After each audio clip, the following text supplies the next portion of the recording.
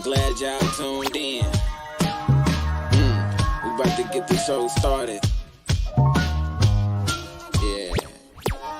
Dr. Clyde Winners and Yoshi.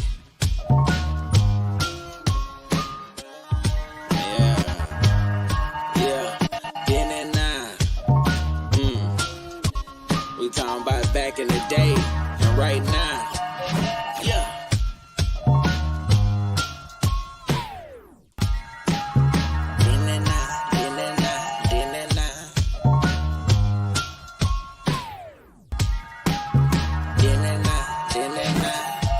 Now let's introduce Yoshima the Genius and Dr. Clyde Winters, the godfather of research.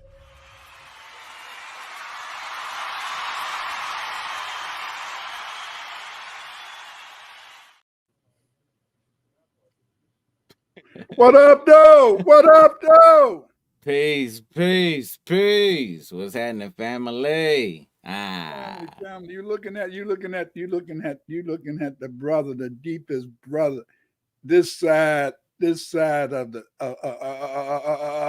that fitness stage, baby. We looking at the genius.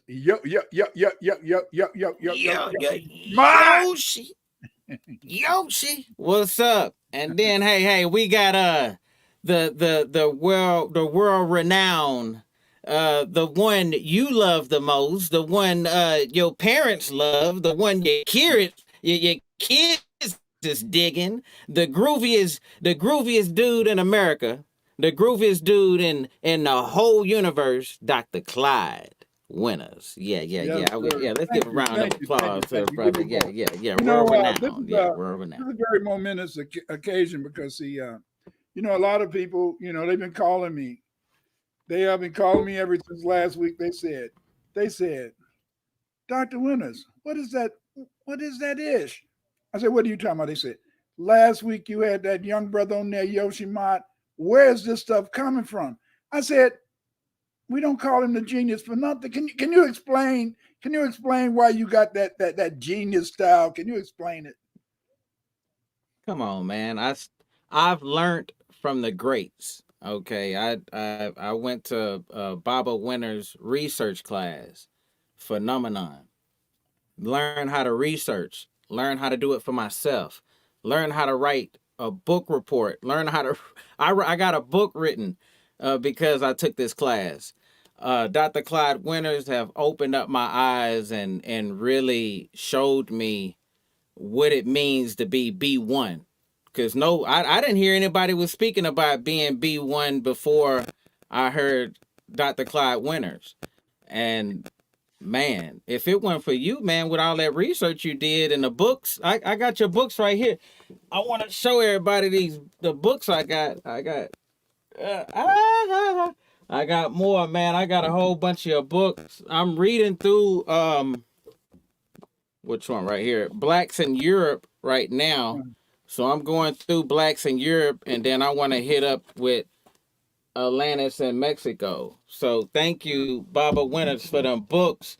He keeps your mind stimulated. So that's why I'm the genius, is because Baba Winters and many other scholars gave me the opportunity to do what I could do best. I mean, y'all seen the introduction? Yeah. Baba Winters helped me out with that. Yeah, that's from him. That's all that energy he gave me. He was like, man, we need something, man. We need something spicy and special. So that's what we put together. Thank you for giving the old man some credit. But no, that's you, man. That's you. I just the thing is this is the beauty of Yoshima. If you ask him to do a task, he's going to get it done. He's going to get it done. I wish you guys could see his promotion that he did for Marie Antoinette, for her Christmas album. It is fantastic. It is beautiful. Could you show it? By the way, Let me see if I can pull that up. Yeah. Let's see. That should be on Instagram, I think. Marie Antoinette. I know it's on your site. Yeah, it's on my site, but let me see. Yeah, I gotta look for it. I'm gonna look for it in the meantime. Okay. How you doing? Go travel abroad. JP, what up? What up? What up? Glad to see you guys in the house. You know. And so like you said, is that the thing is this is that Yoshimod makes some beautiful stuff, man. Beautiful, beautiful. I mean, you guys, you're gonna have to go. You're gonna have to go to his site. You're gonna have to go to his site, and you're gonna have to, in a sense, try to check it out, and get some of his music. This is kind of. Thank I you got it very right much. here. Go travel abroad. Thank you for this. You What's know, up? Go travel abroad. What's up? What's yes, up? yes, Yeah. Baba. That changed so many lives by awakening that dialogue with the divine. You're also something. Thank you. Go travel abroad. She wrote a book called The Mother's Cause Wound. Baba go hard. She wrote a book called The Mother's Wound. She wrote it for the ladies. But I read her book, and when you grow up, you have a little anger towards your mom because your moms want to make you do this and make you do that. And what I liked about Go Travel Abroad's book, the Mother's Wound, is that it allowed me to work out some problems that I had, some things that it was trauma I was carrying, and That's real. I didn't really realize the trauma. So Go Travel Abroad. Thank you for talking about the class, but also thank you for giving me giving me a tool in a sense to really help me to find out how to become all that I could be. Because we need this stuff. We need this stuff. Put And the link like out there. Yeah. yeah, Go travel like abroad. Put your link out there for your book. yeah. Put your link in the thing. Let's see. I got the video up. Let's check this out.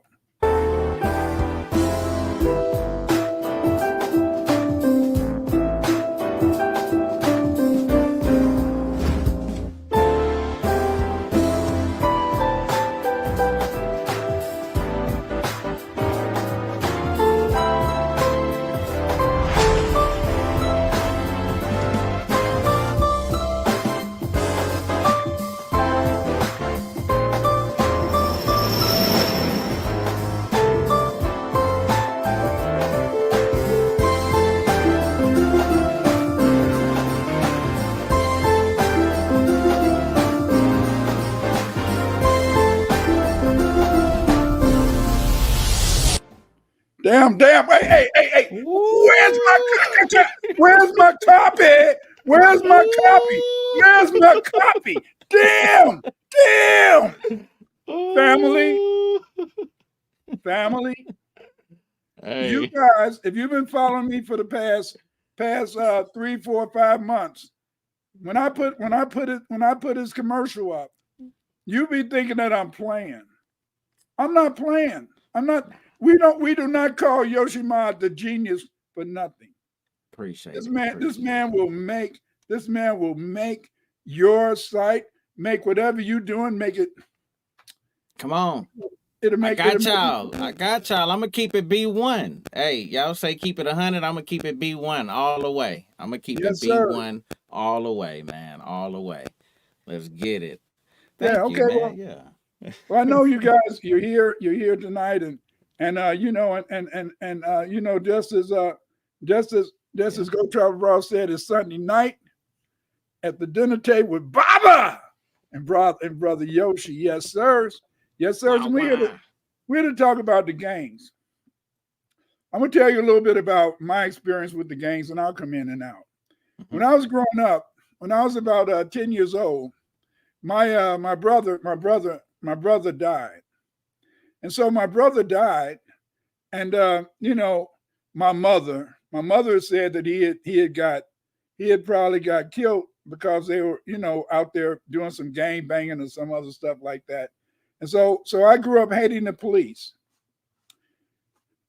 But it was not until this past December, when I was at my sister's birthday, I told my kids and everybody, I told them how the police beat my brother in the head with a billy club, and that's why my brother died. I told my sons this. I've been talking about this for years. I told everybody that. And then when I talked to my brother, he said what really happened. He didn't die in no gang fight. He didn't die from the police hitting him. He had died because my brother Butch, he was a twin. And then when they had played some basketball, and then when they was leaving, one other guy said, "Hey, catch you later, knucklehead." And so then, in a sense, he didn't know that my brother, because he was a twin, it didn't close up. Every time when you're born, one side of the skull go over the other side of the skull, then it heals. Mm-hmm. But because my brother was a twin, he died. And so I said to myself, here I am, 73 years old. 73 years old. That means for 10 years, 63 years, I was telling everybody the police had killed my brother because they was in a gang fight.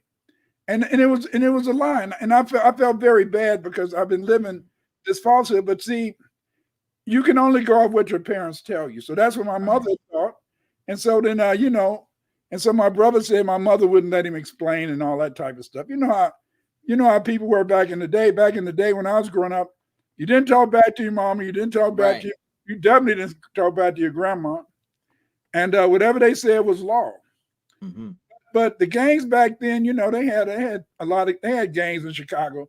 But those gangs back when I was a little kid, these were gangs, these are just gangs where people in the community, a few boys in the community, they felt in the sense that they might get together and throw a little fisticuffs. That was the way it was. Because I tell you, when I was in school, hey, it wasn't nothing to be throwing up some fists, and you learn to fight. Your father. So it wasn't nothing like on Beat It, where they had where the gangs meet up and they tie each other on with it. Wasn't nothing like that. We talking real deal. Yeah, explain. Yeah, go ahead. They got that from the movies and stuff. So it was cool when I was little, but then when I got to be a teenager, a new phenomena came up. Mm-hmm. My parents, they came up to Chicago in the 1950s. And 1930s and 1940s. My father came up after the war. And so then after World War II. And so they were very well established. They had jobs, nice homes. But then a lot of people began to migrate to Chicago in the 60s. And a lot of these kids, they came straight from the South, and they wanted to try to make some money. And so what they did is that the Catholic Church, the two major gangs that occurred at that time was the Blackstone Rangers and the disciples. They called themselves, the Motown disciples back then. Then they went to different disciple gangs. But see, what was very interesting, BDs, right? Yeah, BDs, like BDs. Okay. But they called it. But each clique had their own name. Like around my house, there was Motown disciples, but they were still disciples because they were all organized. See, back then, each gang had what was called literature. And the literature was supposed to be the traditions of their particular gang. They also had, I know you've seen where the Jews had that Star of David and all that type of stuff. Right. Well, each gang had their own star. One gang had six points, another one had 5 points. They had literature, all that type of stuff. But see, the interesting fact about this is that at the same time the disciples was being in a sense groomed in Inglewood on the south side, on Drexel, which is also on the south side of Chicago, the Blackstone Rangers was being groomed too, and they were being groomed by priests of the church. What? Yeah, nah. They were being groomed by priests of the church. One in Inglewood and the other one in Woodlawn. See. And so then back then I didn't think about it back then. But as I got older, I said, damn, that was planned. It was planned by the police. See, because every year, even up to today, every year a train stops on the south side, and somehow the kids attack the train and they get guns. You see, like when I was growing up, I forgot the name of the guy. He would give everybody guns. See, just about a lot of gangbangers had guns because see, when I grew up, when I got about 14 or 15, I knew how to make a zip gun. Get some wood, you get a pipe. Make sure you when you get the pipe, make sure you sand it real good. So when the bullet come out, it won't backfire on you. So you had to sand the pipe real good. get you some On the wood. inside. Yeah, on the inside, Okay. And so then you get a real big rubber band, and then you get a nail. Then you get a 22 bullet.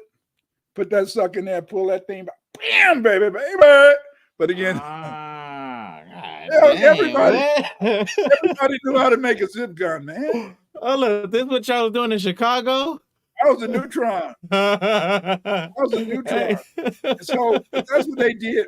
But see, when the Blackstone Rangers and Disciples came up, they had real guns. Because see, they would always have a train that would stop always every year, even up to this day.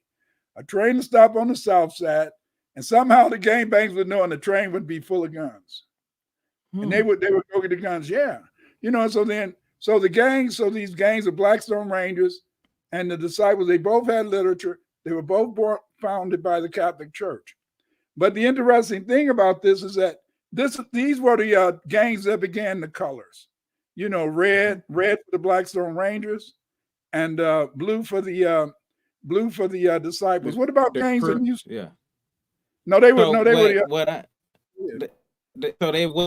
So the blue wasn't no Crips, like you said. So they just took on that color. So it wasn't no Crips and no Bloods when it was the BDs and the Blackstone Rangers. Right, and the Blackstone Rangers. So no Crips and no Bloods. They spread the gangs to LA, New York. They spread the gangs. That's how the colors got started. Blue, red. Then the hats, left side, right side, stuff like that. So in Houston, gangs started initially in Harlem Clark.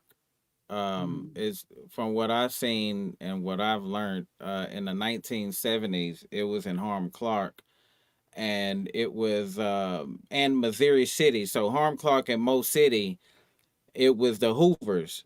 So the Hoovers came over here and started it over there. And then Northeast Houston, we have Fifth Ward, Cashmere Gardens, and you have a couple of gangs that started over there. It branched out over there and went around different various parts of Houston. So in Houston, we had the Crips, the Bloods, the MS-13, the Latin Kings, the Hoovers, the Pirus, Black Disciples.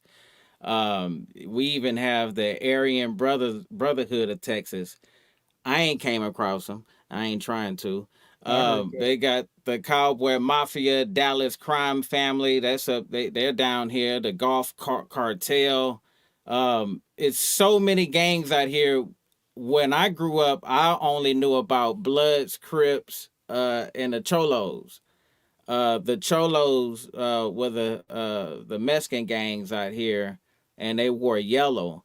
And I always known for them to kind of set trip and be like kind of crazy and stuff, because they would kind of just react. The Bloods and the Crips out here, when you meet a real Blood and Crip from California, it's more of a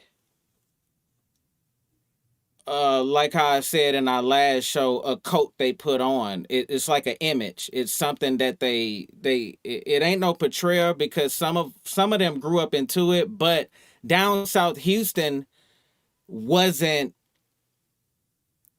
gang banging. We was more drugs and cars. So sipping syrup, sipping lean, and swangers and all that, it was real slow. So when gang banging came out here, and a lot of the Crips was out here, it was kind of different for them. It was a slow pace, so it didn't pick up too quick. So whenever gang members say that a certain part of Houston has been taken over by a gang, a lot of them refer to it as the city being weak.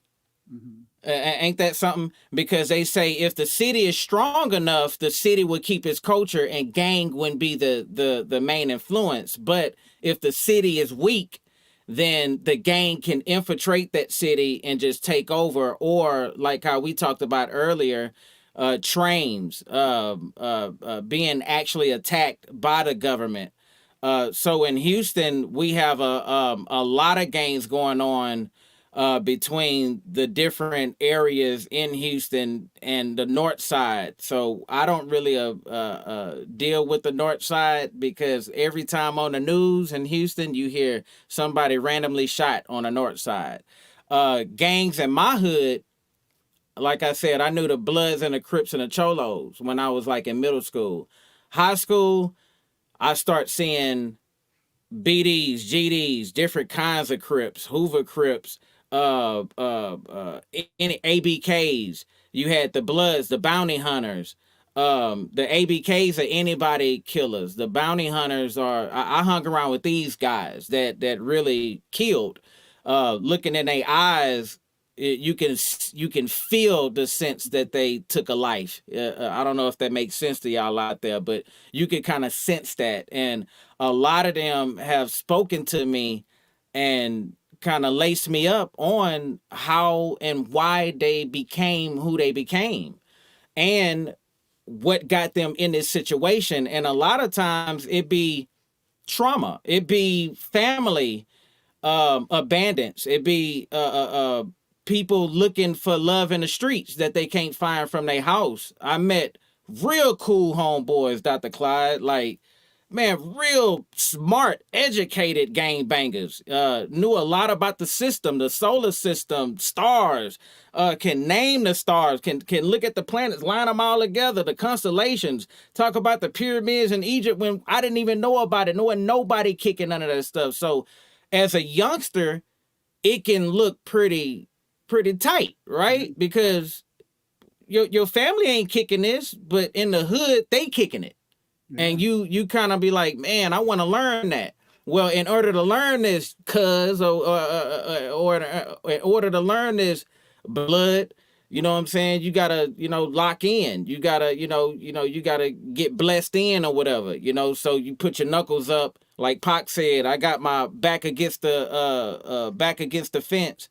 Hands are, ready to knock out any sucker until they come to me and watch them fall.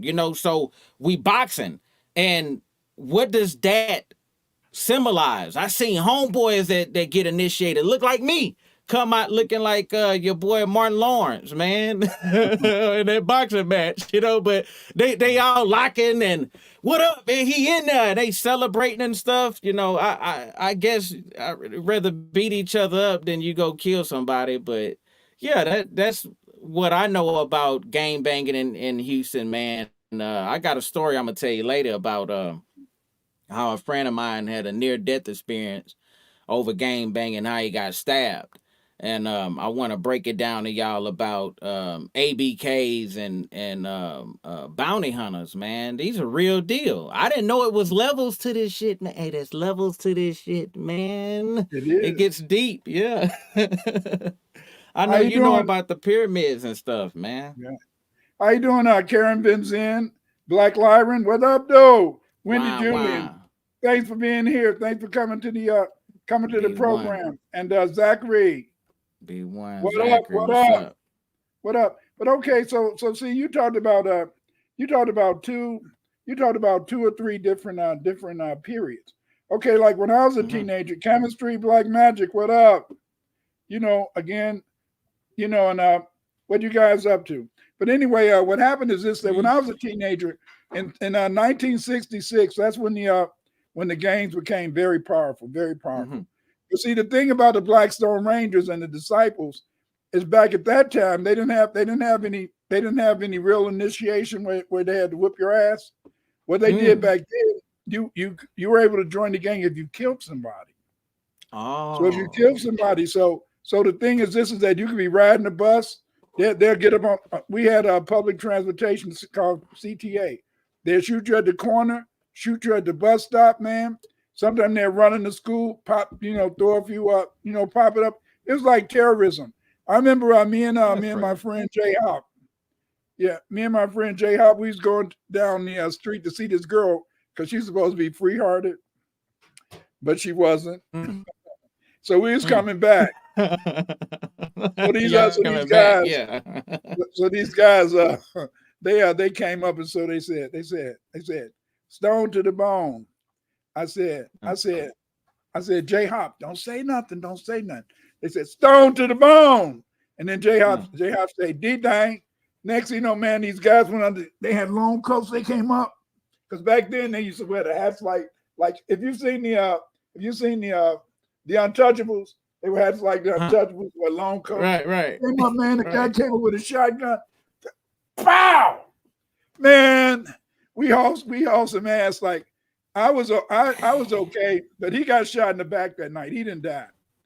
But then another time we was up at Revis. That was the high school before I got to junior high. We was around in 6th. We had to be in 5th or 6th. No, we was in high school at that time. But anyway, we was up at Revis playing basketball. This guy named Lloyd went up to take a shot. They said, B-Day, Black Stone. They blew his head off, man. And see, whoa. So this what you grew up around with? I was on the Neutron Street. I lived on Prairie. I lived on Evans, and then on Langley. On Langley was the Disciples, and then 5 blocks over were the Blackstone Rangers. So they would come to my street to shoot people and shit. Nah, it wasn't that bad over here. God dang. So then you had these people, man. They shoot you, man. So many times in a sense, man. I would come down the street. If you walk down an alley, then somebody put a gun in your face. Hey, nigga, you gonna join the Blackstone Rangers, Disciples, whoever. I said, so I used to say, man, I'm gonna go to college and be a lawyer. When I come back and be a lawyer, I'm gonna make sure I take care of you. I'm gonna make sure, man, that I'm gonna be your lawyer. I'm gonna be the one that's gonna be able to talk that talk, get you out of jail. That saved me a couple of times. Then another, I had about 5 or 6 guns in my face. Another time, a guy put a gun in my face, and I was just peeved off. So I said, this is it. I said, motherfucker. I said, if you pull that trigger and you miss, I'm gonna fuck your ass up. I'm gonna beat the shit out of you. And so, because see, I could do that back then because see, back then they didn't want to shoot you in the face. They didn't want to see your face. Nowadays, if I tell some of these young kids they've been playing all these video games, they'd love to shoot you right between the eyes. They'll go right at it. No hesitation. Yes, you become an op real quick. And so then we had that, but then what happened? So at that time it was a lot of the games. But see, what happened is that the Jamaicans, they started, in 1968. In 1968, I think it was at President Nixon's inauguration, they invited the Blackstone Rangers. Why? They was hooked up. The Blackstone Rangers was at the inauguration. That's to just show you. Like I tell you, man. Now that I'm older, now I feel that was just the white man way to destroy the community. But see, by that time we was rioting. By that time, Black Power was building up in the hood. Okay. So then I think, in a sense, they felt that the gangs could destabilize. So then, by the 1970s, the Jamaicans, they brought in crack. And the Jamaicans, you had to admit that the Jamaicans were very innovative. Yeah. So the Jamaicans brought in crack. Yeah, they brought in crack. Wow. In Chicago. Wow. The whole country, man. You saying Jamaicans brought in crack? Who invented crack? You saying the Jamaicans? So the Jamaicans invented crack. The Jamaicans brought it over here. Yeah, and see, they were the most. The Jamaicans were so inventive. They were so inventive because see, what made the Jamaicans what made the Jamaicans so inventive is that they gave you the rock, and then you had a ready-made plastic container to blow it to smoke it, man. Wow. And so what happened after that? Because see, we already had, in a sense, some heroin and marijuana. You see, the Italians, they controlled the marijuana. And so what they did is that they got the gangbangers to sell the marijuana. See, back in the 70s and the 80s, the only way that you could sell drugs, you had to be affiliated with a gang. But see, in Chicago, the disciples, they was always just mainly troublemakers. Really? Yeah, they were mainly just troublemakers, a lot of trouble shit. Some would sell a little bit, but see the main people who were selling drugs was the Blackstone Rangers, Four Corner Hustlers, Latin Kings. They was all under the red. They was all under the red. But you said that the Italians were they did the marijuana. They did the marijuana, and if we know by history that, like they said, the gangsters who kind of created a lot of this drug and liquor, alcohol stuff were bootlegging were a lot of them, right? Except for crack. Foreign folk. Except for crack. Yeah. So they kind of brought that game. If we start with them, you can see the kind of when you say you have to know somebody to know somebody. So to start it, you have to know one of them. So one of the Italians, to get that front on marijuana, to get in a game, just like you got to know to get a kilo, you got to know a cartel. So you got to know somebody in the game deep. Wow. Yeah, because remember it was the rich white folks who had the money to kind of sponsor you to go get the dope. Right.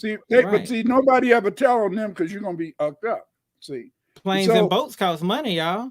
Sure. That's right. And so then what happened is, because I think it was some woman who was able to make a connection with the Mexicans, but that was way in the 80s, late 80s and stuff. So anyway, so then by the 70s, you started seeing a lot of people join the gangs. Because see, a lot of people, you had to look at it from this perspective. A lot of women started going to work. All right. A lot of women started going to work. A lot of, as I told you, when I was growing up, it was always a man around the crib, mainly an uncle, cousin, something. Mm-hmm. But see, what happened in the 70s is that a lot of the men, no man was in the house.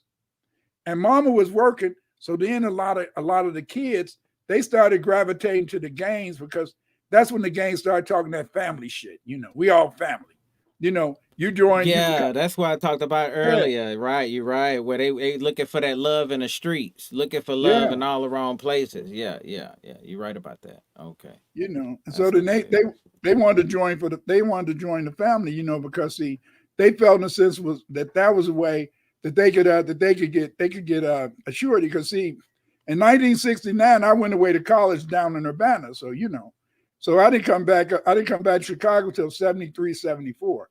And by that time, the gangs were totally different. By that time, the gangs was mainly into the hustle, But the thing is is that I really didn't learn about the hustle until I was teaching in Division I in county jail.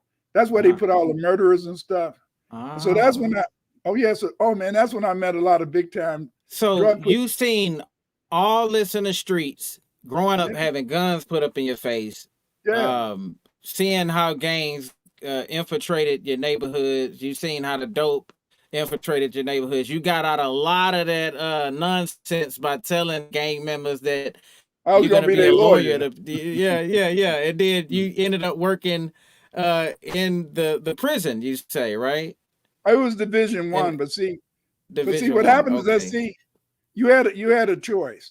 Like I said, the gang started really pumping around 66. But then by 67, 68, Black Power. So I was Black Power plus by the Panthers, 60, right? Yeah. And see, plus by 60, 67, I joined the football team. So I mean, hey, you gonna mess with the football team? We're gonna fuck you up. No. I had a gang of your own. I had a gang, but not a gang. Yeah. We didn't have any guns. But the thing is that they knew that we was, they knew, okay, you do something, we're gonna retaliate. So then I was playing football. So then I didn't have too much trouble then, except if I went to the wrong neighborhood. See, back then, man, if you went to see a girl or something, you had to be very careful. You couldn't go around the hood. Like I said, man, they'd come on the bus, stone dang, bam, bam, bam. And then they start running because see, that's how they joined the gang. Like cowboys, Western movies. That's right. So then by the 80s, that's when everybody started selling stuff. Back then, some of the gangbangers, they would buy jackets and they would buy nice, Jordans and all that type of stuff. But this is it. If somebody, I was teaching on the west side at that time, and so then this is it: is that if somebody would rob you, they would steal your jacket, they would steal your shoes, but they wouldn't touch that money. Cause see, if you touch that money, they cap you, and what they call the cap, they shoot you in the kneecaps. That's why a lot of people up in Chicago, a lot of people in their late 40s and 50s are in nursing homes now and in wheelchairs. That's what happened to them. They got capped. Oh, I thought it was a pimp walk. I thought No, they had the pimp walk going on with the strut. So they all got shot in their knee. Yes, sirs. You mess with those people money, man. That was it. When I was teaching in county jail, man, those guys, they talked about all the cars they had, all that type of stuff, you know. And back then, like it was like if you was a scary woman when I was teaching in the Division I, if you was a scary woman, what they would do is that they would turn you into a prostitute. And what they would do is that this is what the ladies told me. Now I wasn't up there in the tier. And so what they said is that, a lot of times the guards, they don't be watching. So a lot of times they would put they'd put a cup up on the table, and then a woman would get up there. Cover your children's ears. Anybody got your kids around, cover their ears. And so then what they would do is that the woman they would put a cup on the table, then a woman would get up there, and then that scary woman who wouldn't fight, they would make her perform oral sex on the woman on the table. Then they'll get another woman jump up there, and then they put the money in there, But see, that was back in the 80s. Now most of the time when people go to jail, they be a lesbian for a while or they be gay for a while. Right. So it's complicated. Yeah, it seemed like there's a connection between jail and homosexuality. It's almost like I heard a story about actually BG. If any of y'all know who BG is, Cash Money, he just got out, but he made a song a while ago, and it was about a dude being tough on the block.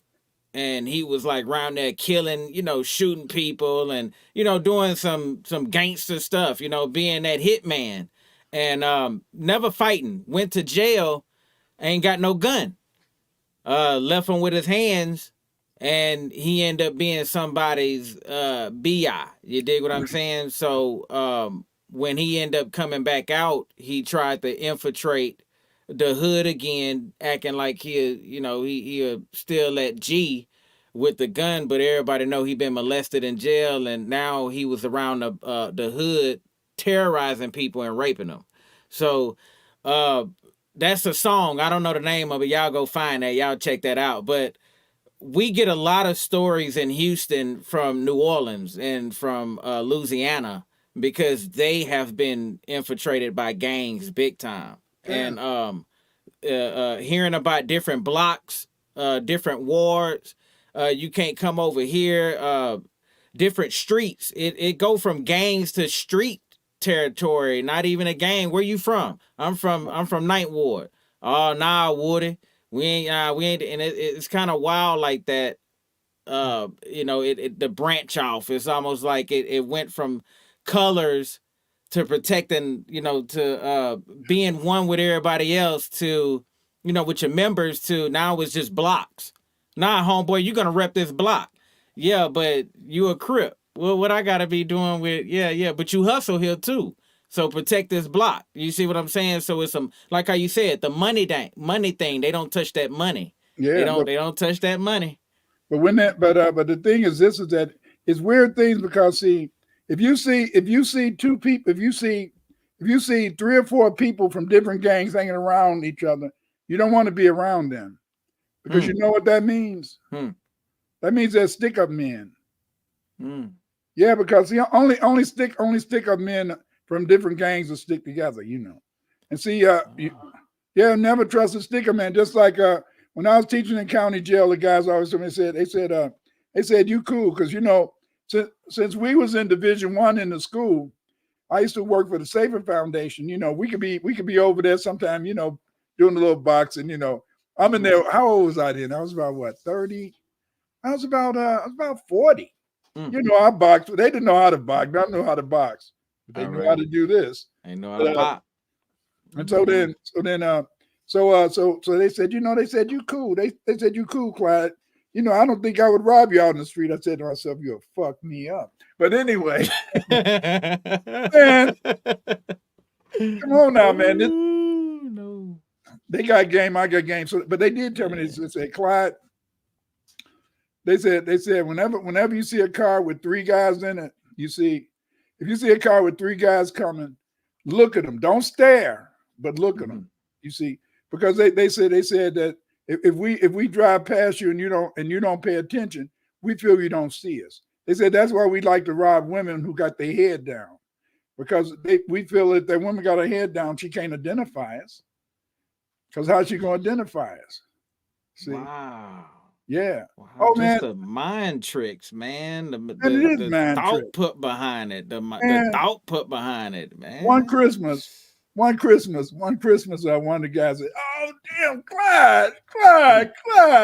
I said, "What up, man? What's going on?" He said, "Clyde, they robbed my lady. They robbed my lady, took her Christmas money." I said, "They robbed your lady?" I said, "But you was robbing people." Damn, that's different, man. God was with me. Get the fuck out of here. I'm sorry, family. I'm sorry, family. I know they did, man. You guys gotta excuse Dr. Winter's language, because we talking streetish now. I didn't say Swedish. I didn't say French. I said streetish. And so then, so man, it was a trip, man. It was a trip. These guys, but I could see it all coming, because see the European, by the simple fact the Blackstone Rangers and the disciples, they was being programmed and groomed by these priests. Man, these Catholic priests was grooming them. The Blackstone Rangers said that. Yeah, the Blackstone Rangers got to go to Nixon's inauguration. They was getting guns. I couldn't get a gun, But I'll admit, just about everybody had it. My father hunted, so he had about 4 or 5 rifles up in the crib. But I didn't have the heart to go shoot somebody like that. I didn't have the heart, and all my brothers. By that time, my oldest brother, he was in the Navy. I mean, he was in the Army, and the brothers under me was little. So all around me was my sisters. So I had 4 sisters that was in their teens and stuff like that. Okay. So I mean, hey, I didn't have no fight. My sister get mad. She had a birthday, so she hate me to tell her grandkids. I said, hey, did you know your grandma used to be a Motown disciple? Clyde. Wow. Oh, man. Wow. See, there's history in that. There's history in it then. Yeah, huh? It's passed down. And so then, man, she could throw them nubs. She could go back down to the ground and come up. Wow!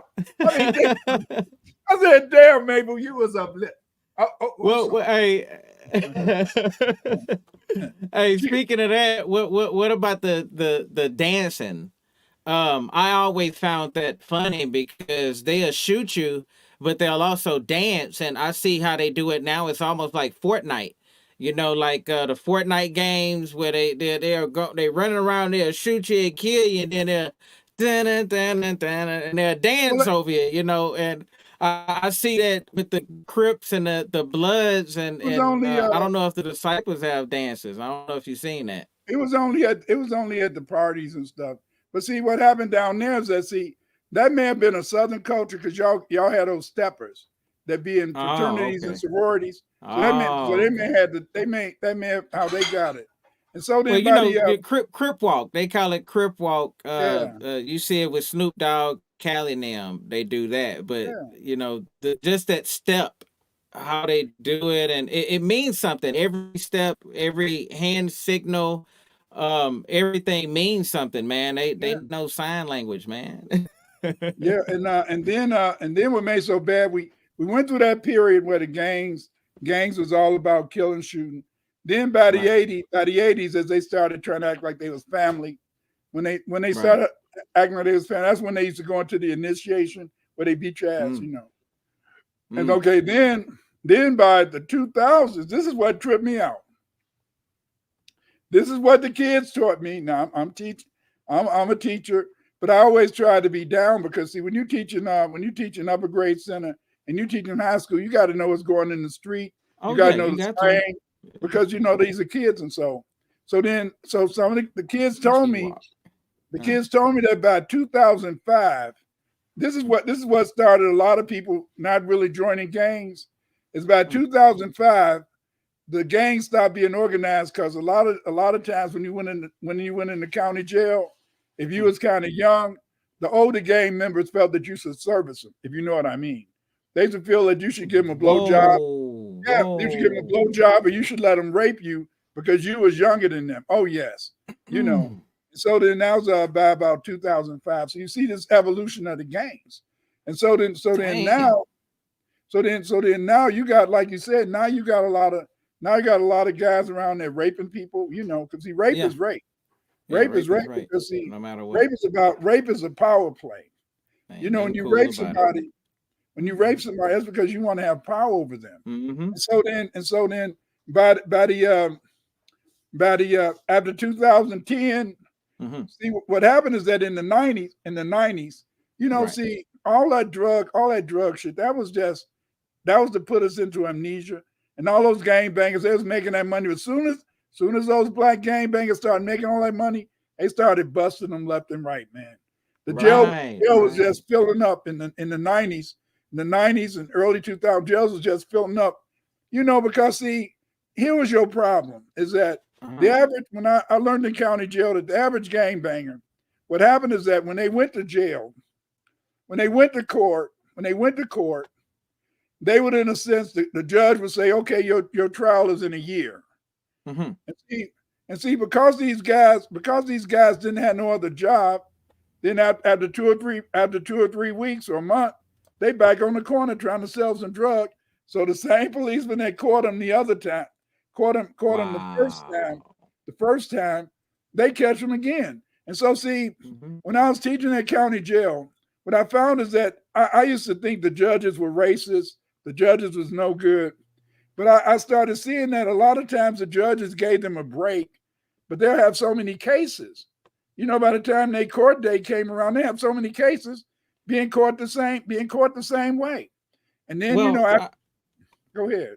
I was just like what you were saying. I was looking at it like that too. When I was in the hood, I seen a couple of my homeboys who would make all this money and then get locked up, and all the money that they made, they use it for lawyers to bail them out, the court fees, to get them free. So the cycle continues.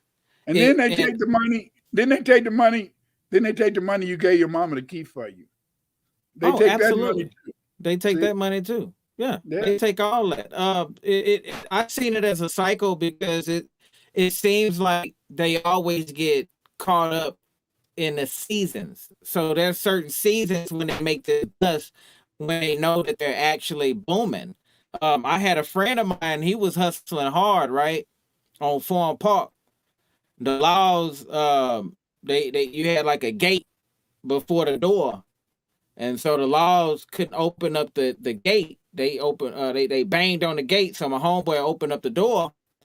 A bunch of pit bulls was in there. The police told him to come out. My homeboy wouldn't come out. It was kids in there too. The lawman put his hands in there with the firearm and shot and killed 2 of the dogs and put bullet holes all through the house.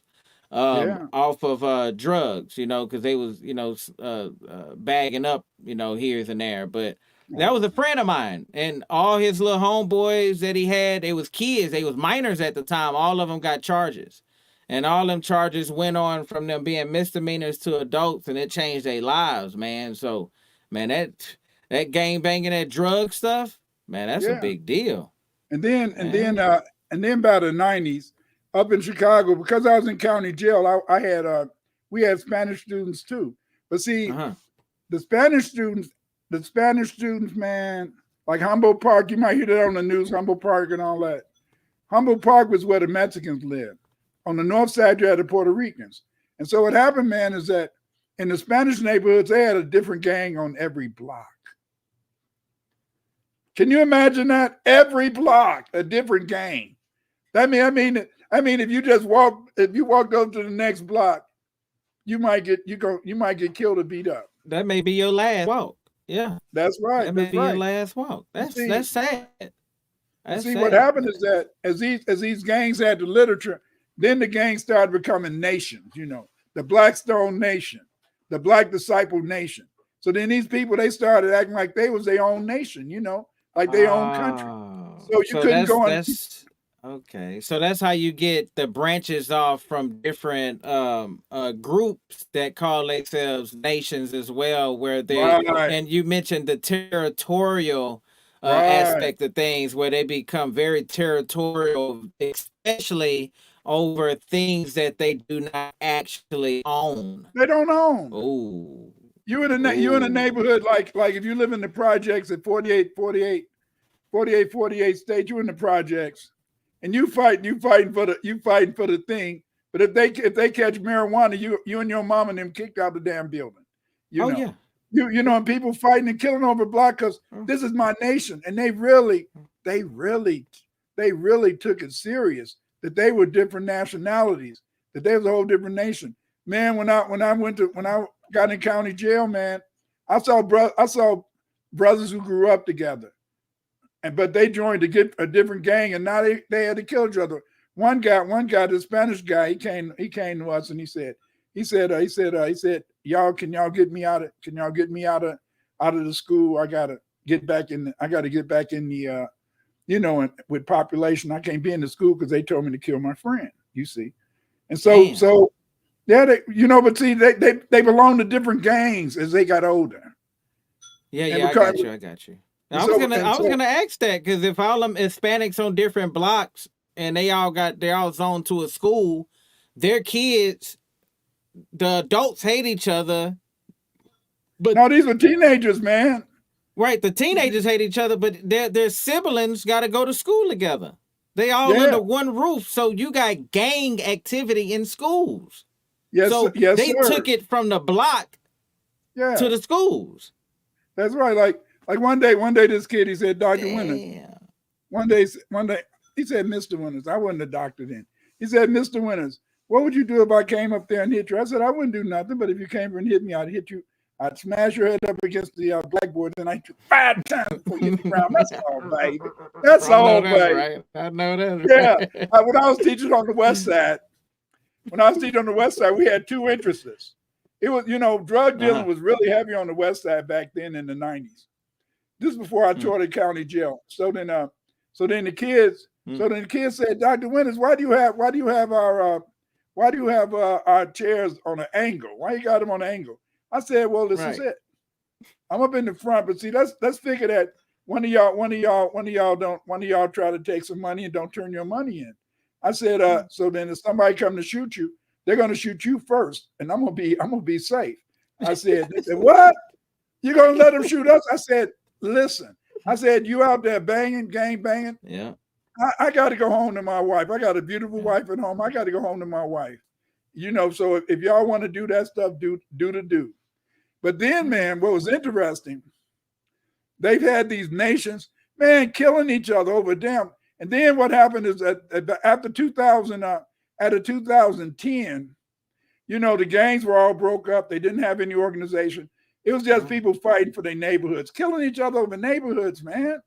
And then on top of killing each other over neighborhoods, what made it so bad is that you had to buy your own product. See, before 2010, you got the marijuana by being part of the gang. But after 2010, you had to buy your own pack, and you had to try to sell it yourself to hustle up some money. So it was all messed up, man. No front. It's all messed up because everybody had to buy their own stash and stuff. Now you say there's the nations, then we go down from there. We got the gangs, and then we go down from there. So each gang is a nation, and each nation are tribes.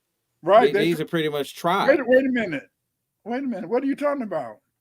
I don't know. I mean, I'm asking because, hey, I'm just asking a question. So, does it all do it all linked to each other because I'm trying to make it make sense, Baba. I'm trying to make it make sense. Help me out. Now see why you put the Indians and the game back. Yeah, Now you see. yeah, Now you see. yeah, Okay. yeah. Because they all think they belong to a different tribe, and they hate and kill each other. People that grew up together, people that went over. Ooh. You know what used to get me was that some of these guys, man, they lived in the same hood, like you said. They went to the same school. They even went over each other's house. Right. They dinner, sat around the table with your mom and the rest of the family, then later kill your ass. Divided by colors. Yeah. Divided by the because I always looked at gangs as like KKK members because I'm like, man, these brothers will kill you before a white, like in Texas. You gotta go to their neighborhood. Go to their neighborhood to get killed. Where I'm at, you're in the neighborhood, brought into it, and you gotta fight for your life with your own people. And then you look at the news and you're like, cop killed a black dude, and I'm like, man, they around here tripping.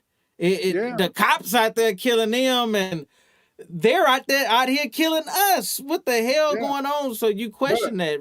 Yeah. But back in the day, back in the 60s, the 70s, in the 60s, and in the 60s, except for the riots, they didn't kill police. But it was usually, in a sense, the rioters that might, take a policeman's shotgun and shoot his ass. But by the in the 80s and the 90s, only the Latinos would shoot police. See, only Latinos would shoot police in Chicago. So Latinos, they was. Remember I said down here the Latinos out here was kind of real crazy. They call themselves the Cholos, and yeah, I can see that. So they was out there killing police. It wasn't the black folks first. It was them killing the police. Yeah, but see now after these video games, man, these young kids, man, they'll pop you in a minute. When I was younger, I might get smart with a game banger because I knew if I looked him in the eye, all I do is keep looking him in the eye, and he wouldn't shoot you as long as he could see your face. Yes, sirs. But he shoot you in the back now, but he wouldn't shoot you if he saw your face. These kids nowadays, man, they'll blow your nose off, your head off. So are you saying back then, you think that the tribal wars wasn't as brutal as they are today, as far as how the kids are taking it to the extreme, or would you say that? So you saying that it is more dangerous today? About the 80s. So the 80s on up. Once the media. Okay. This is it. By 66. After 66, when you had the Blackstone Rangers and the Disciples, and you can only join if you killed somebody, that's when it started getting bloodthirsty. See, and so then after that was when the hood, because remember when I was growing up, kids always got together and they would hold down their hood, but it was mainly just for fun, maybe a little fight, maybe throw rocks at each other, something like that. Throw rocks, things like that, But then when they were able to get the guns, and they just started blasting away, man. They started blasting away. So in history, when I went to college, go ahead. When I went to college, the white kids was saying, Clyde, why you keep going up and down alleys? I said, I got to know how to find my way back. They said, what do you mean find your way back? I said, I might be out. Some people might be after me. Man, what? Many a night, man, I thought I was going to die. Many a night I thought I was going to die. I thought somebody was going to kill me. That was the way it was. Them streets was a mother. I thought I was going to die before I was 21. The only thing I wanted to do was have some sex, have intercourse before I die. As long as I could have intercourse, and then I die okay. Yeah. What they say, high till I die, low till they smoke me, shit don't stop till the casket drop. Live fast, die young, huh? Yeah. Yeah, kids a bitch, but excuse me. I'm sorry, family. I'm gonna get off. I gotta get back to me more intellectual. These gangbangers. These gangbangers, you say? Yes, these Yes, I'm gangbangers are serious. lit. Yeah, Yes, yeah. yes, yes. They're very hyperactive, and they get into things that can really cause problems. So, all right, now, dig this. In Africa, back in the gap, let's say before all this was, let's go back to tribal. In tribal wars, were there massacres? Because when people do drive-bys, that's a massacre. That's a slaughter. I mean, they slaughtering people. They didn't have massacres. Just like over here, see, Black Indians and Black Africans, they would always attack you from three sides. You know, so you could just like over in Ukraine, the Russians attack from three sides. So you can always escape, but they're gonna blow your ass up while you escape. They use a strategy. They always gave you a way to escape. Well, every nation had a strategy of defense. So they had a way how, just like how you can relate it to the Crips and Bloods now with the defense of drive-bys, you know, where they'll catch you while you on your in front of your house, and they'll catch you slipping, and they'll light you up, you know, when your guard is down. But they got that from who? Hey man, I'm thinking they got that from them. The mob. Remember the mob? Yeah, the mob. The gang. That's why we talked about the Italians when we talked about that with the gangsters. That's why I talked about the gangsters. So if we look at the who kind of took it to that next level of massacres or slaughters, it was the Italians. So let's bring it back to the pureness of it. So the tribal wars of the nations wasn't around there killing a land full of people for yes, in a way I got it correct. So they were. Got to correct you, because we had to go to let's say the Tuscarora War. In the Tuscarora War, these were Black Indians. In the Tuscarora War, you see, the white man was mad at the Tuscarora. The Tuscarora down North Carolina, you know, Mississippi, places like that, and Florida. And so the Tuscaroras, so the white man, what he did is that it was 39 white men was able to go get 1,000 Black niggas in another tribe, you know, and then they joined that 1,000 Indians helped 39 white people to destroy the Tuscarora. Something like the Confederate, where the blacks fought with the Confederacy to fight, the whites got them to fight with that war, with all that. So the white people, in a sense, you know what I mean? But it was worse than that. So this was worse. This was a manipulation game on fight them for them to get what they wanted. So they played the middleman in this war. Nobody benefit off of nothing. But them. They got the absolute benefit. Okay. Right. See, and so that's how the white man took over America. Well, that's why they say the white man word ain't shit, right? That's right. And see, how's the white man taking over the Black communities today? You know, with the gangs. Well, with the gangs and not keeping their word, like how you said, history repeating itself, you know, the word is not being, I think, as I look at history, I think what Black people are very upset with and other folks ain't really tripping on is white folks don't keep their damn word. They lie. They just lie right to your face and take your shit. And just really don't keep their word. They don't keep their end of the bargain.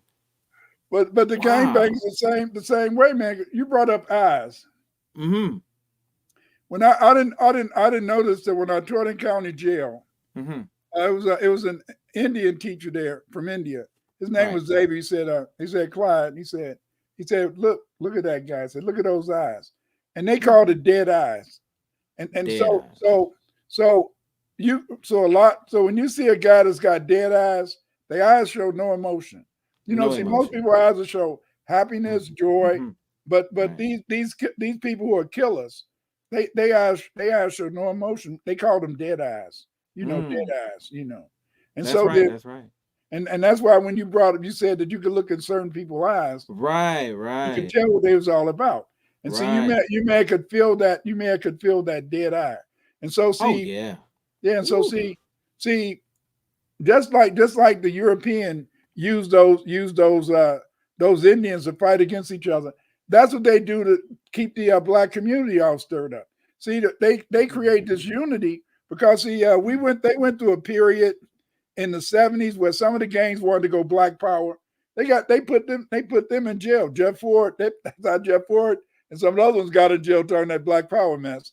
They put them in Mm, jail so they could keep the gangs stirring up trouble in the community. See, because see, right, because right, see, if you got and so it's what did they do? Look at the cowboy movie.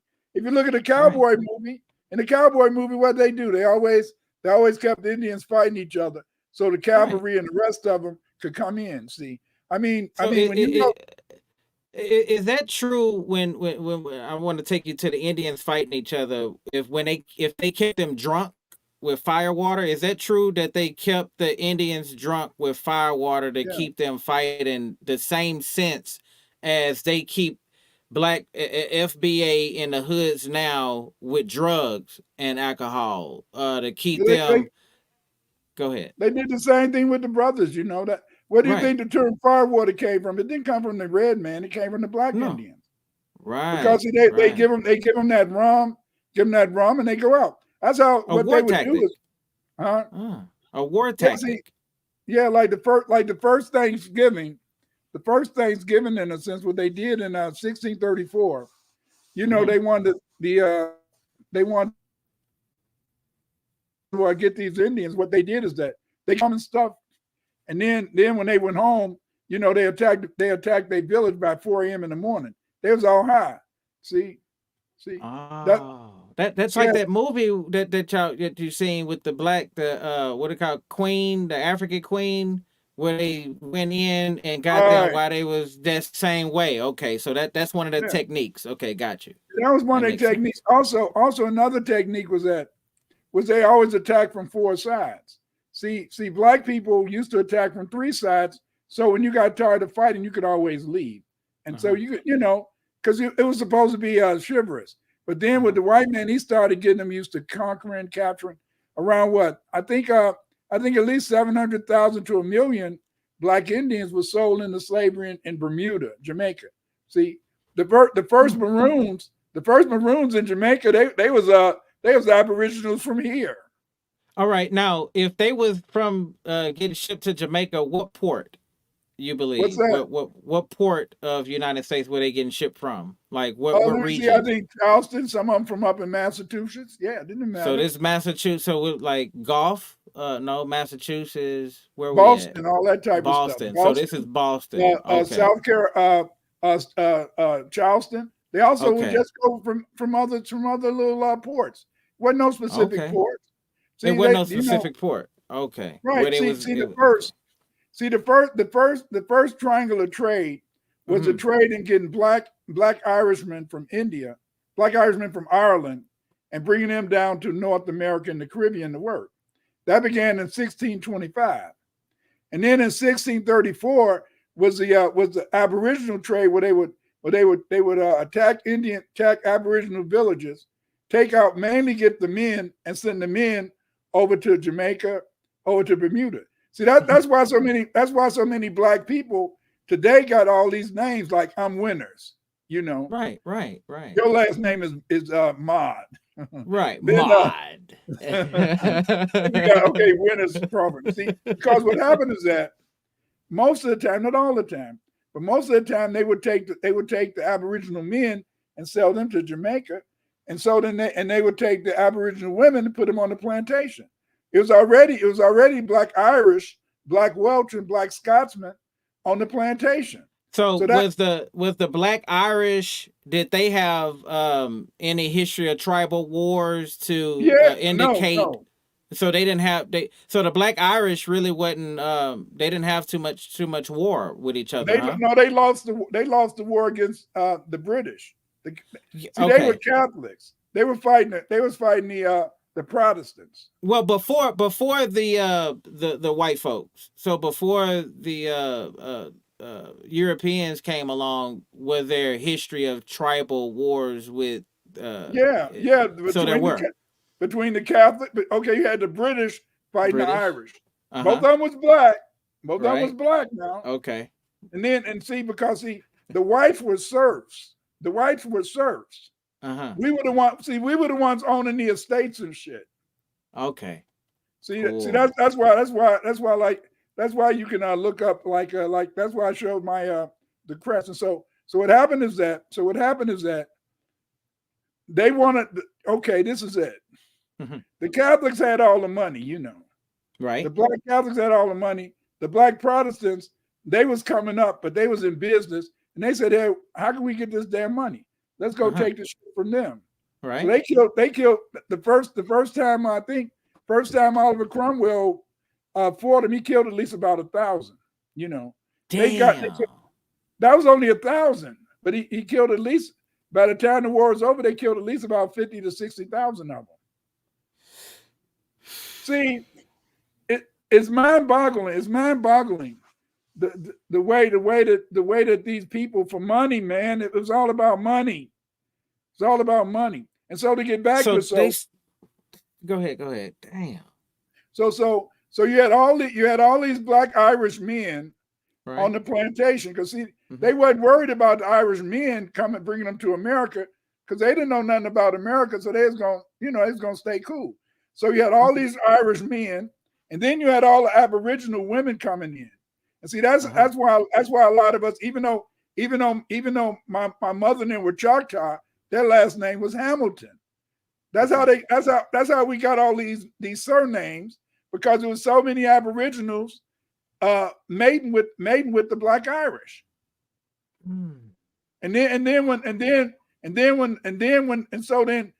the black Irish and Aboriginals would run away from the plantation, they'll go back to their village. And then some of them, that's why a lot of us got names like you got these Indians. People saying, I'm an Indian, I'm an Indian, but they got a damn Scots or Irish name.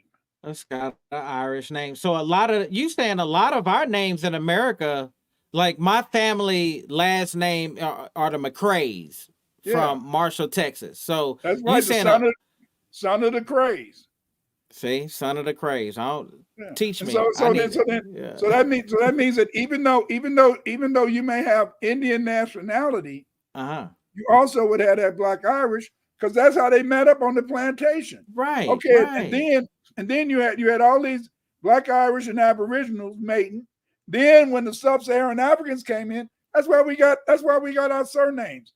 Because no European gonna let you get that surname.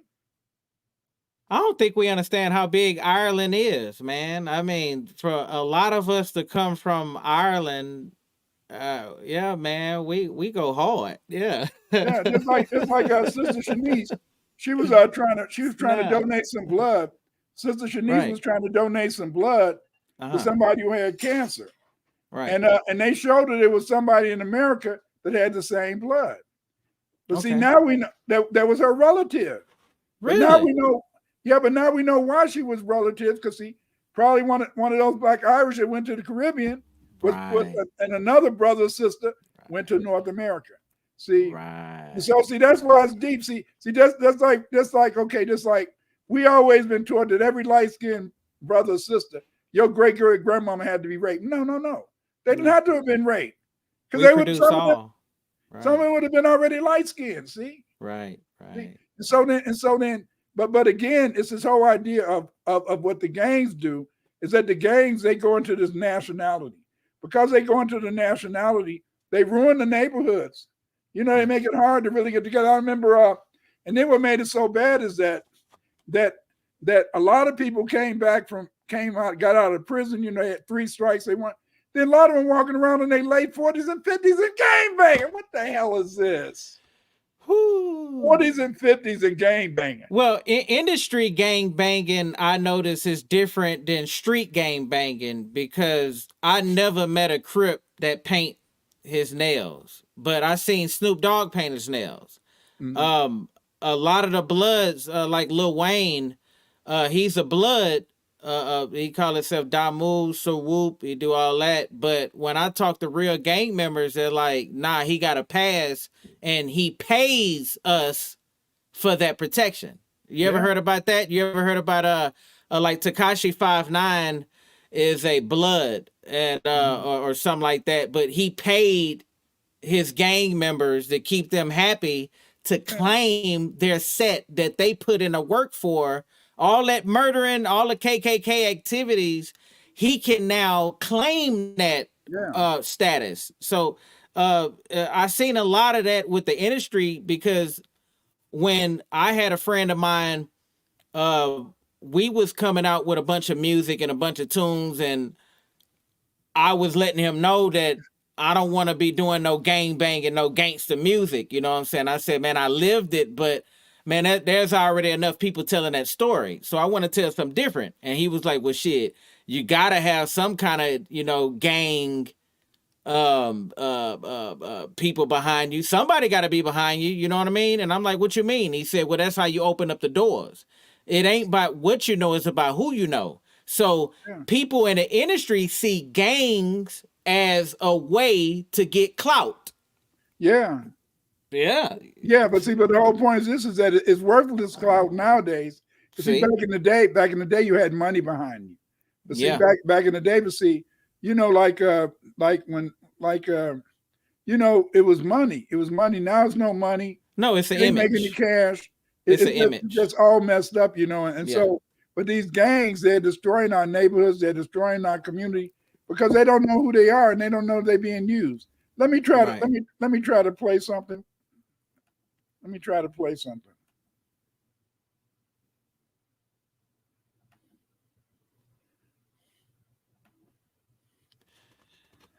Shout out to Tons 5. What's up? What's up? What about Kill Patrick? He said. What's that? And he said, what about Kill Patrick? I don't know them. I don't know what that is. All right. The Thundercloud. What's happening? What's happening? What's happening? B1, B1, baby, B1. Broderick Tails, what's up? What's up? What's up? Super Mike, what it do? What it do? What it do? B1, B1. Go travel abroad. What's happening? What's happening? Yeah, yeah, yeah. Okay, let me play this. What they want to call themselves today.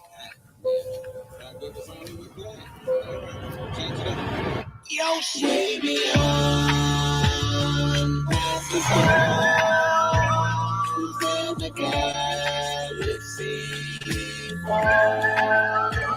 we heard the call, but we go no turning back. We heard the call, where you is where they at. We heard the call, they send you up and set trap. We heard the call, they sending me to send them back. You heard the sound, I wouldn't treat a dog like that. Then why would you treat a human worse than that? And how could you put an animal before us? No trust, let's go wild things among us.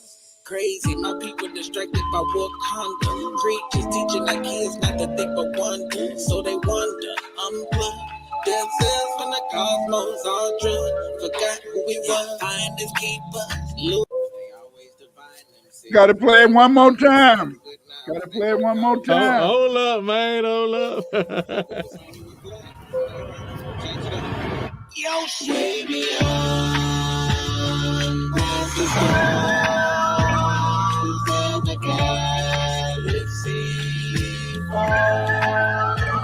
we heard the call, but we go no turning back. We heard the call, where you is where they at. We heard the call, they send you up and set trap. We heard the call, they sending me to send them back. You heard the sound, I wouldn't treat a dog like that. Then why would you treat a human worse than that? And how could you put an animal before us? No trust, let's go wild things among us.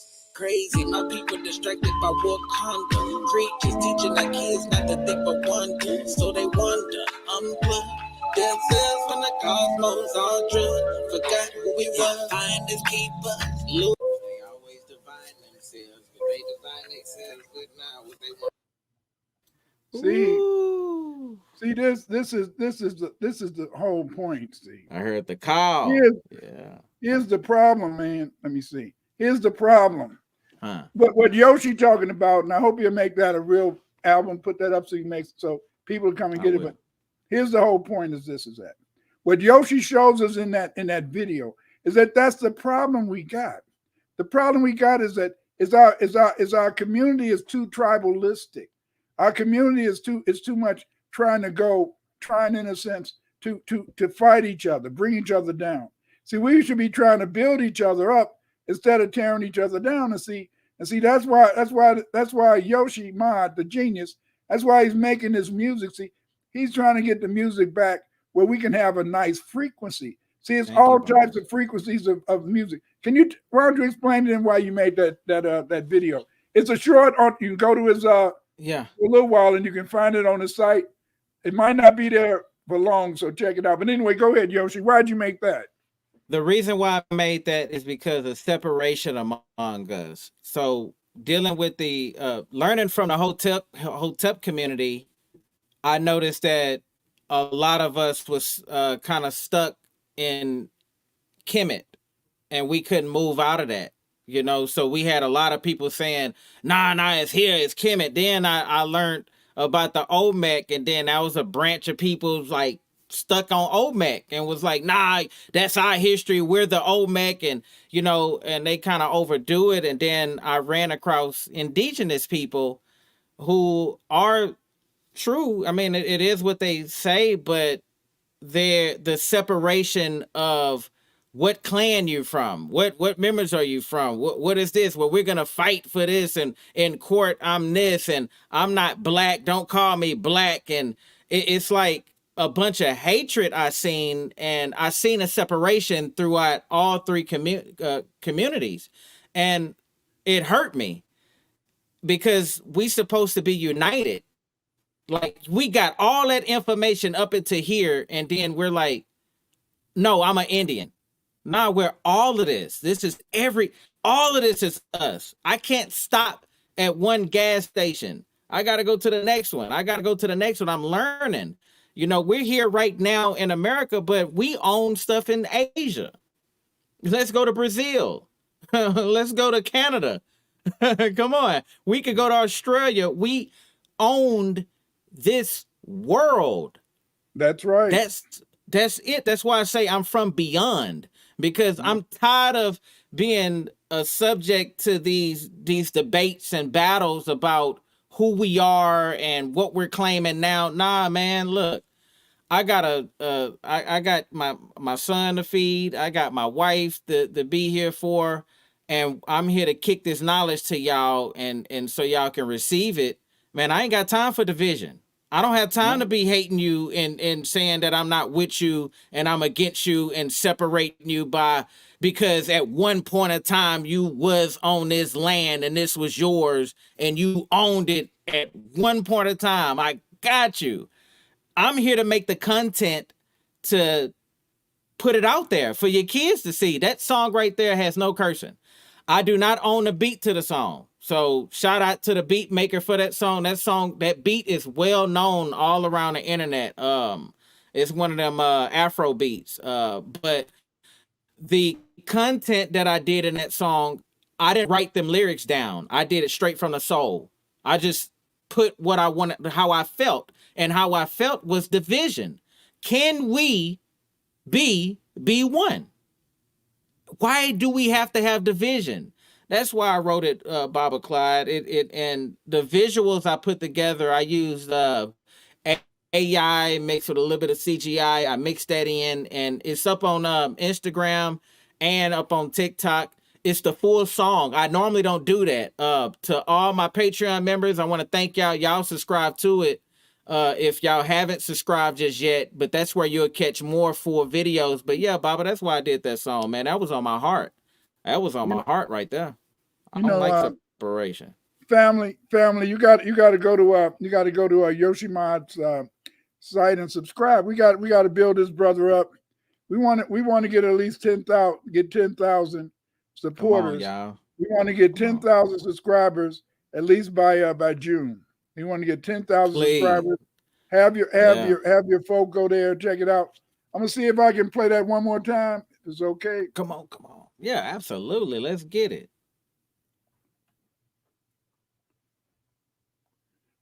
And thank y'all for all y'all support.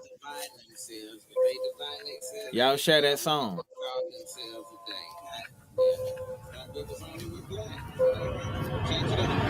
Yo, baby,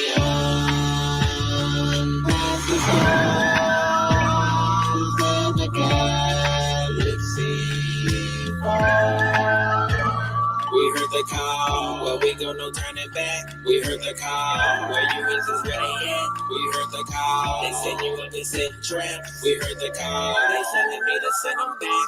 You heard the sound, I wouldn't treat a dog like that. Then why would you treat a human worse than that? And how could you put an animal before us? No trust, let's go wild things among us.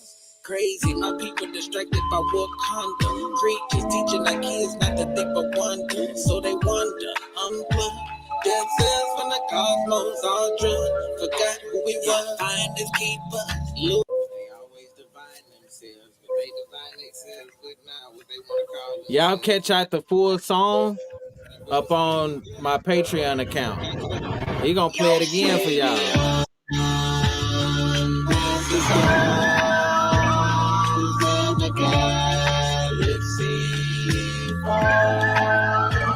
We heard the call, well we gon' no turning back. We heard the call, where you is ready at. We heard the call, they said you a descent trap. We heard the call, they telling me to send them back. You heard the sound, I wouldn't treat a dog like that. Then why would you treat a human worse than that? And how could you put an animal before us? No trust, let's go wild things among us. Crazy, my people distracted by Wakanda. Creatures teaching our kids not to think but wonder. So they wonder, unplug themselves from the cosmos, all drunk. Forgot who we were, find this keeper. Look, they always divide themselves, but they divide themselves with now what they want to call themselves today. Yo, baby,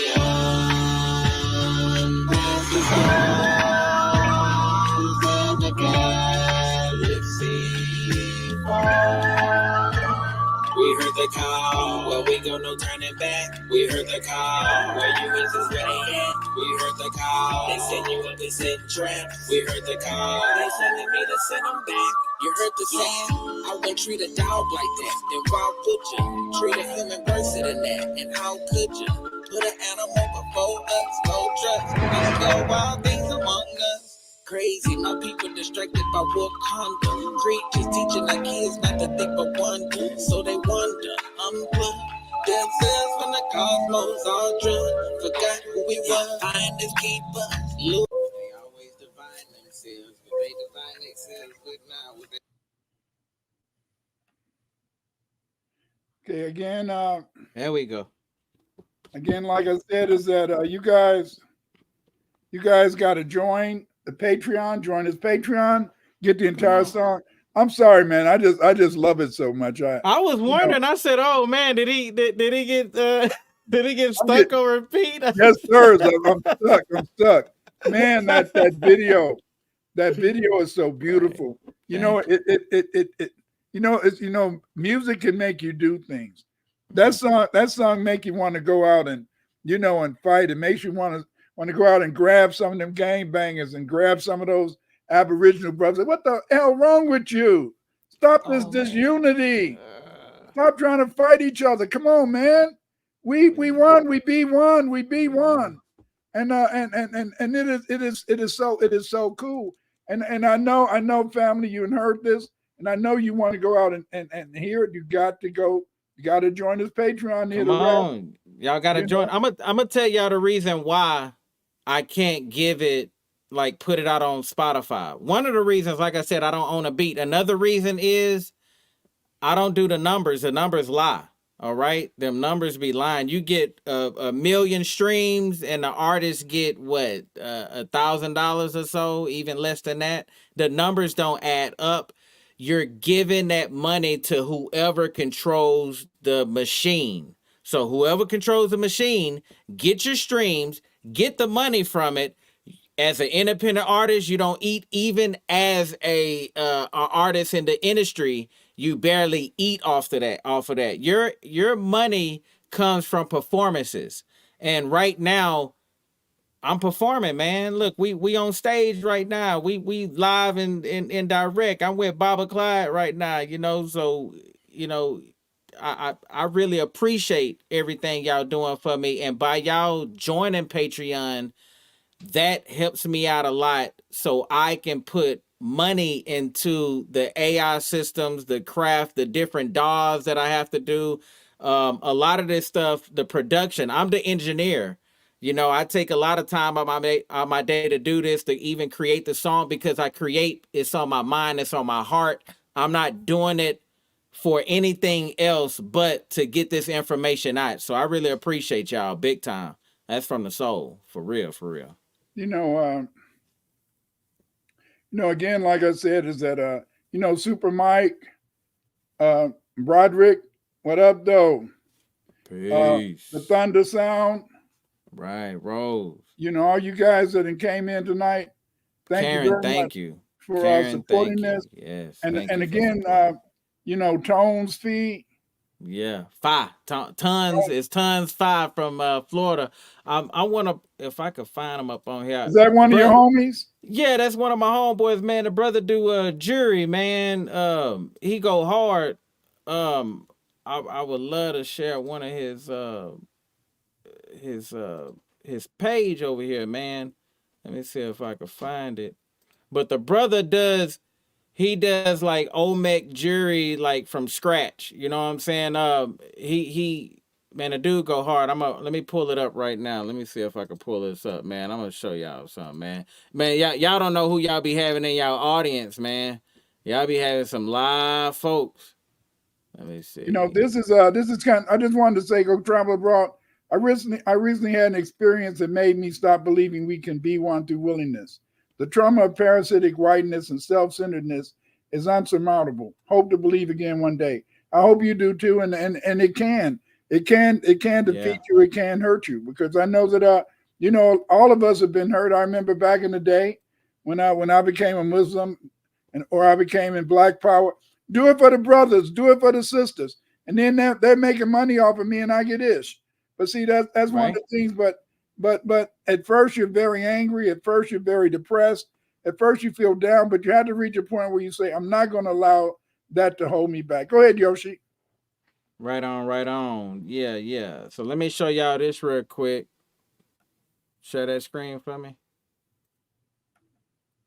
Right on. All right. So this is Tons 5. And y'all want y'all to check him out. He creates these to help you out, like their spiritual necklaces, bracelets, okay. Everything. Yeah, the brother creates that's him right there. I'm getting a little personal in his IG, but you see these symbols that he got around his neck. A lot of this right here is stuff that he created. This is his Instagram right here. I want y'all to go and support that young brother. Look at this right here. He created this. He's a Smith, like what you call that? With the torch and all. Like he did this. This is out of metal. Brother created that, and he's also a drummer. I got a song with him. It's called this is him right here, Tons 5. Y'all go check him out, please, man. Y'all go subscribe to my brother, man. Brother go hard. But me and him have a song together that me and him have done, and that's that song that I have, Great Divine, the music video that's on YouTube. I want y'all to check that out. Brother Tons 5 is in the he's the one rapping in that song on that video. I couldn't get him to come out here and perform it and put him on the green screen. But yeah.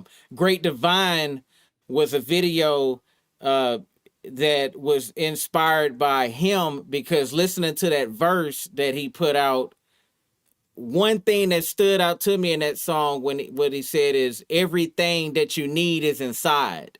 And the brother is FBA all the way. He's B1 all the way.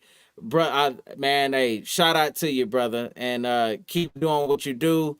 And yeah, we're gonna play this video real quick.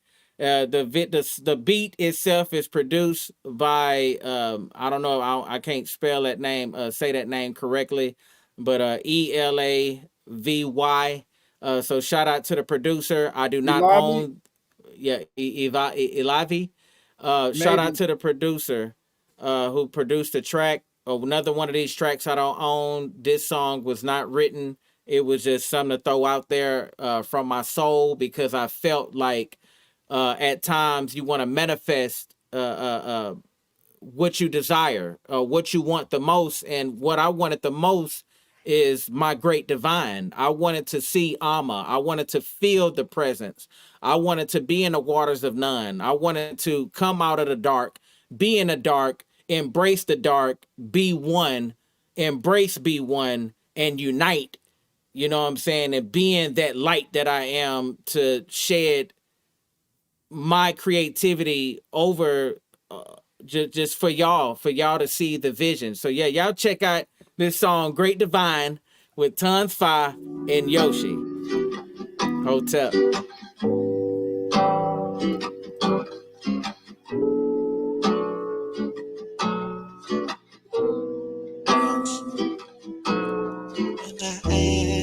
For you to show my divine, show me my true divine, and show me my true divine.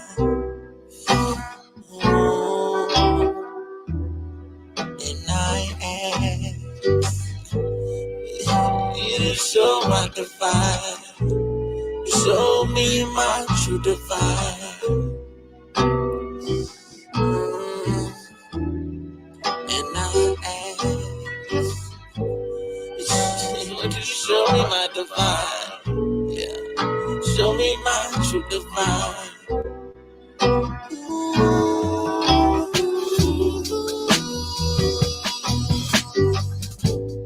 I couldn't face it. It's not basic. I can't replace it. No.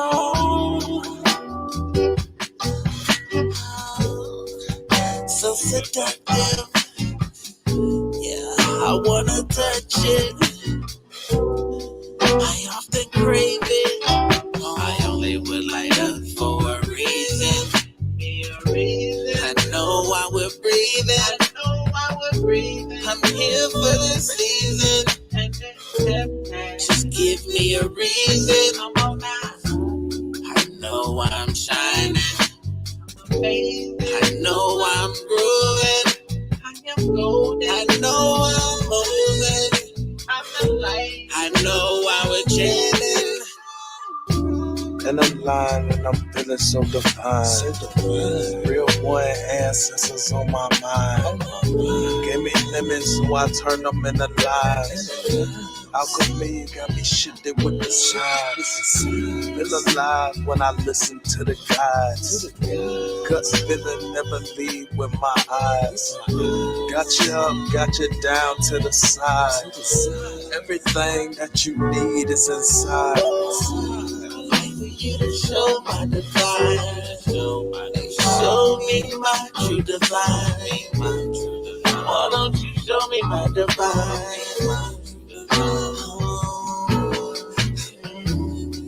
But can you show me my divine? Show me my true divine. I want you to show me my divine. Do you feel so?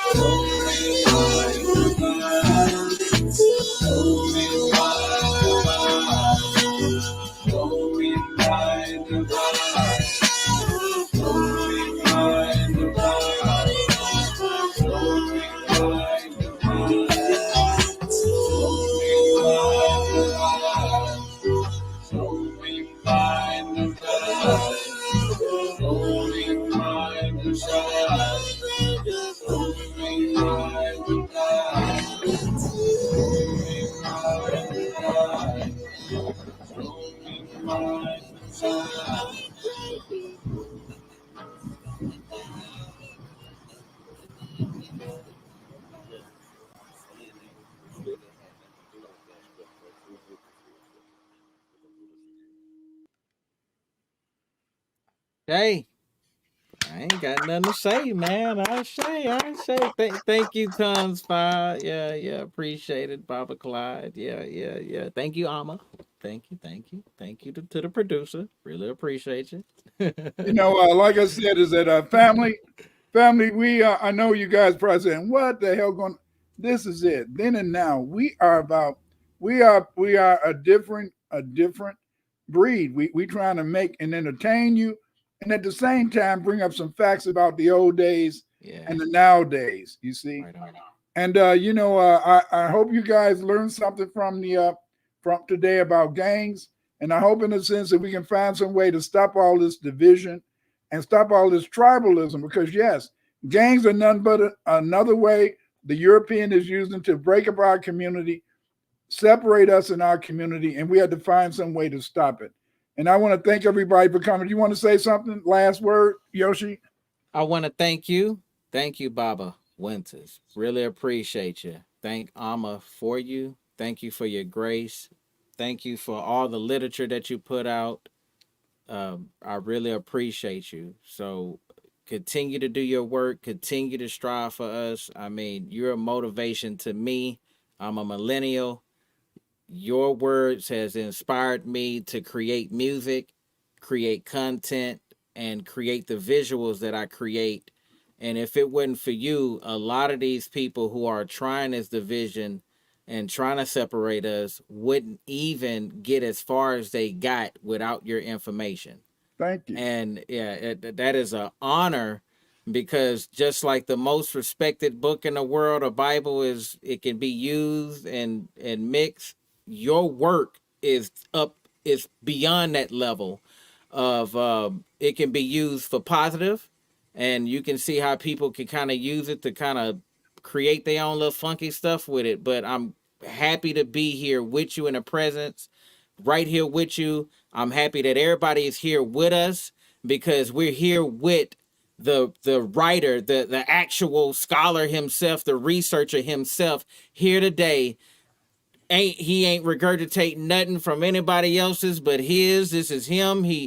This is a dude who broke down the Olmec language. This the brother who can read hieroglyphs. This the brother who knows languages, multiple languages, have written over 40 beyond books.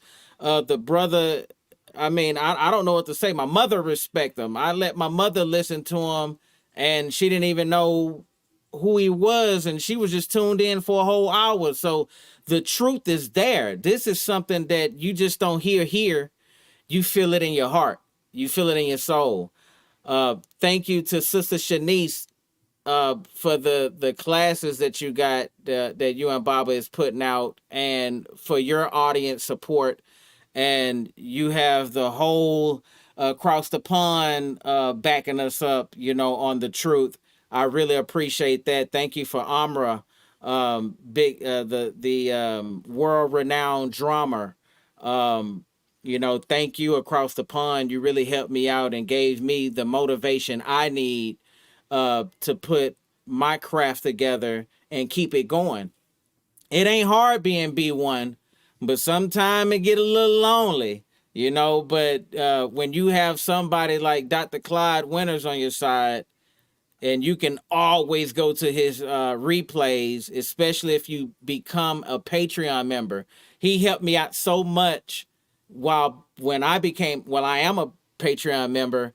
He helped me out so much because in his presentations, not only do he break it down for us visually, but he send everybody a PDF. So you can take that knowledge on and to use it however you please, to empower what we're doing with B1, is putting us first. So I love that. I use a lot of his content in the PDFs, so I can create the songs, so I can get my facts right. It's more like a fact check for me. I know that this brother has put in years of his life. He always tell me his wife would not let him do what he do if she was around, you dig? So he understands the importance of family, and he understands my family. My wife would not allow me to do this if I wasn't generating income. And the income that I'm generating thanks to my Patreon members, you got off my back. You got off my back. You got off my back, y'all. I'm able to write a tune, man. Look, hey, I'm able to get in that studio and get this keyboard right. Yeah. So thank y'all. Because of that support, I'm able to sit in here for multiple hours and create original content just for y'all. And I just want to thank everybody out there. I want to thank my mother. I want to thank everybody out here that Karen, Chemistry, everybody out here, Go Travel Abroad. Appreciate all y'all for tuning in. Sister Shanice, thank you. Like I said before, thank everybody. I really appreciate y'all. And remember, B1, if it ain't B1, man, you done. You cooked. You in the goddamn frying pan. It gotta be B1. Put us first and remember who you are. Yeah. Do know that B1 is not a group. FBA, what do you say? FBA is not a group, it's a lineage. Right. It's a lineage. Right. Real truth brought to you from the beginning. Tribal origins, goat organs. We spread it like wildfire. Yeah. I'm proud to be connected to the main source. I'm proud of this. If you're not proud to be connected to the main source, then how you gonna think beyond? Yeah. How you gonna go beyond all this? You get stuck in these chapters where you're confined, and what we call that is being stuck on the shelf. I'm tired, like we said, we're tired of being a slave, man. I'm tired of being taught stuff that people have put their opinions on. I need factual, actual, and this brother right here, I'm next to the plug. Y'all want to know who the plug is? Man, I'm next to the plug right here. Yeah, call up the cartel. Yeah, call up CIA. I'm next to the real brother is pure cut. You can't break. You gotta, hey man, brother, pure cut, raw, pure. We want pure information. We don't need nothing that's been tainted and see. Nah, brother is pure. So, hey, thank you, Baba Clyde Winters. I want to thank you so much, man. Well, thank you for those nice words and stuff. And for sure, because the thing is that it's for real. I don't like hypocrites. I don't like. I'm not. If I find out you're two-faced, I'm not going to touch you. And see, but the thing is that you got to be an example. I want to be an example. I try to be an example. You see, if I let somebody down, I pray that I don't let you down. And Rose Mitchell, you're absolutely right, Rose Mitchell. I hate there's so much division in the family fold. Yeah. Knowing we fixing to get things back on track and the whole vibe is going to change, we need unity now more than ever. B1, yeah, that's the truth. You're right, Rose. That's the truth. You're right, Rose. That is the truth. We need to get together. But the only way we can get together is to do things. See, I'm trying to, they say hip hop is dead. And the reason they say hip hop is dead is because of the fact, in the sense that we don't have any real support. We don't have any real support. No. That's why I like bringing Yoshi music up, because see, this music is something you can listen to. This is music that you can get a groove to, and it's music that can make you think, and that's what it's all about. Next week we're gonna talk about dating, then and now, and we're gonna talk about what it was like. Because I think that's something we need to talk about, because see, a lot of brothers nowadays, they feel that just because they take a woman on a date, they're supposed to have sex with them. What is this? That's some bull. Yeah, that's some bull, See, nobody want to marry a hoe, but we want to make hoes. We want to make baby mamas. So you join us next week.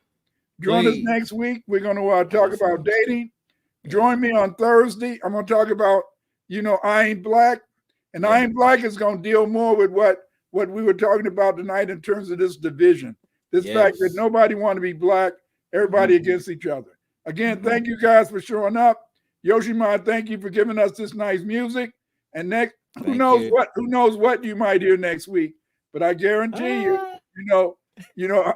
it's going to be a stone cold. It's going to be stone cold. You already know it. It's coming from the genius, baby. It's coming from the genius. The genius. Everybody have a good evening. Good night. Ashe-o. Peace. Ashe-o. Ashe-o.